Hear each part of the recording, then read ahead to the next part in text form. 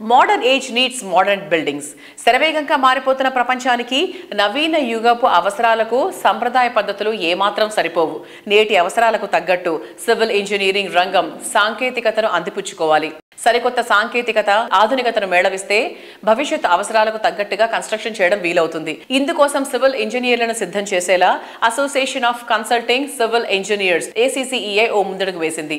శుక్ర శనివారాల్లో 2 రోజుల పాటు నేషనల్ కాన్ఫరెన్స్ నిర్వహిస్తోంది.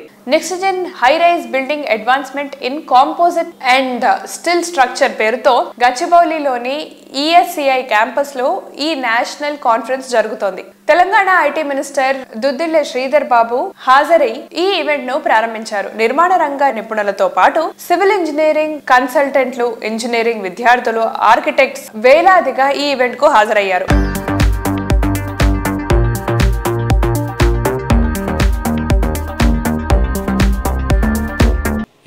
The day starts with getting up early morning. Either it may be in bedroom that is being constructed by a civil engineer, and when we travel to our office space, the roads are built by a civil engineer, and ultimately when you walk, that is also built by a civil engineer. So with it, civil engineer, there is no world now.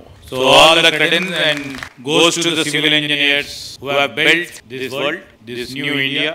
And also to all the civil engineers who are building the next generation India and next gen Telangana too. And the next generation engineers, the young engineers, I can see many over here, who are here to learn, who are here to deliberate, who are here to exchange knowledge, who are here to upgrade themselves, upskill themselves, and reskill themselves in this field of civil engineering technologies, and to move forward. And try to understand what this 2 days national conference, which will think of innovation and excellence for tomorrow's world.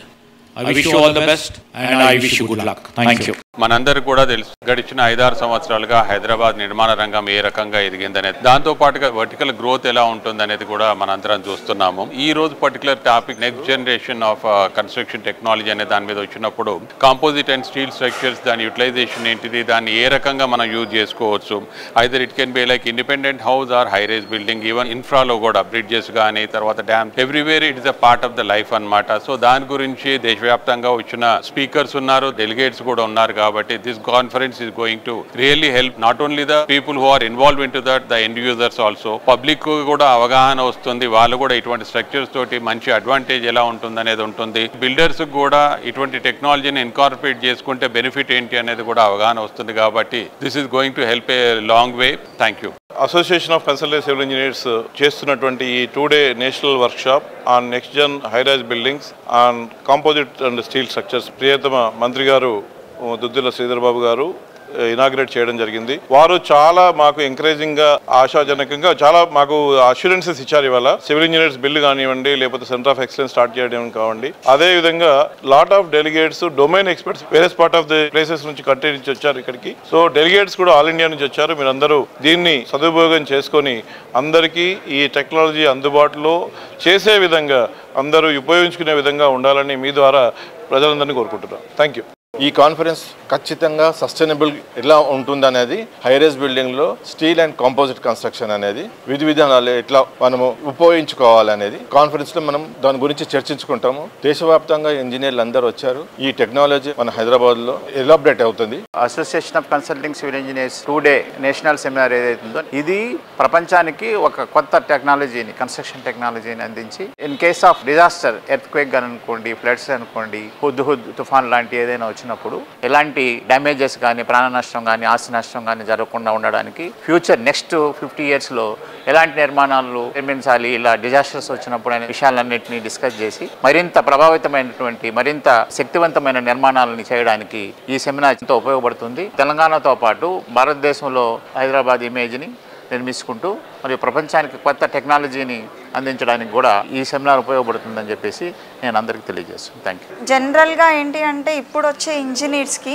అసలు ఈ associations professional bodies అనేది అసలు ఎవరికి అవగాహన లేదండి. As a assistant ప్రొఫెసర్గా నేనేం చెప్తున్నానంటే ఇప్పుడు వచ్చే అప్కమింగ్ ఇంజనీర్స్ కానీ లేదంటే స్టూడెంట్స్ కానీ సివిల్ ఇంజనీరింగ్ కోర్ బ్రాంచెస్ అనేది చూస్ చేసుకోండి. ఫ్యూచర్ మొత్తం వీటిపైనే ఉందండి. ఇప్పుడు అందరూ కూడా ఐటీ, సిఎస్సి, ఏఎంఎల్ అని అలా చూస్ చేసుకుంటున్నారు. టెక్నాలజీ ఓకే, బట్ ఆ టెక్నాలజీ యూస్ చేస్తూ కూడా మన నిజ జీవితంలో మనం ఎంత అనేది అప్లికబుల్ చేయొచ్చు అనేది సివిల్ ఇంజనీరింగ్ చాలా అద్భుతంగా చూపిస్తుందండి. మీకు చాలా ఫ్యూచర్ ఉంది. టెక్నాలజీని మనం ఇందులో అప్డేట్ చేస్తూ యూజ్ చేసుకోవచ్చు. Thank you. సివిల్ ఇంజనీరింగ్కి సంబంధించిన ప్రాముఖ్యతను తెలియజేసే క్రమంలో architects, structural engineers, developers, contractors, civil ఇంజనీరింగ్లో ఎన్ని రకాల భాగాలు ఉన్నాయో అన్ని రకాల వ్యక్తుల్ని భాగస్వాములుగా చేస్తూ ఇటువంటి మహత్తర కార్యక్రమానికి ముఖ్య అతిథిగా విచ్చేసిన శ్రీధర్ బాబు గారికి మేము ధన్యవాదాలు తెలుపుతున్నాము. మాకు చాలా ఆనందంగా ఉందండి. 29 రాష్ట్రాల నుంచి విచ్చేసిన డెలిగేట్స్ అందరూ కూడా ఆయన స్పీచ్ విని చాలా హ్యాపీగా ఫీల్ అయ్యారు. ఆయన స్పీచ్లో చెప్పిన ముఖ్య విషయాలు ఏంటంటే నాలెడ్జ్ సిటీ, టెక్నాలజీ హబ్, వీటన్నిటికీ సంబంధించి centre for excellence of civil engineers engineering staff college of ఇండియాలోనే ఈ యూనివర్సిటీ ప్రాంగణంలోనే పెడదాము అని చెప్పేసి ఆయన స్టేజ్ పైన చెప్పడం జరిగింది. సో మేమందరం కూడా మా association of consulting civil engineers తరపు నుంచి కూడా ప్రత్యేక ధన్యవాదాలు మంత్రి గారికి తెలియజేస్తున్నాము. Thank you.